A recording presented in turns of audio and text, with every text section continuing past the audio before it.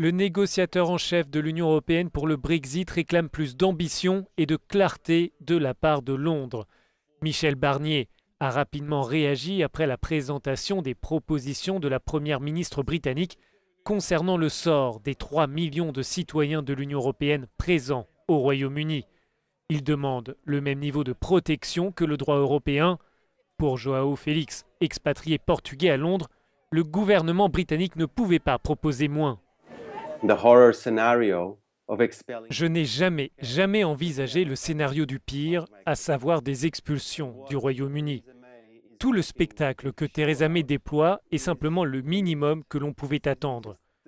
Toutes les personnes arrivées avant la notification de l'article 50 du traité de Lisbonne devraient avoir des droits identiques à ceux qui vivent dans un autre pays membre de l'Union européenne.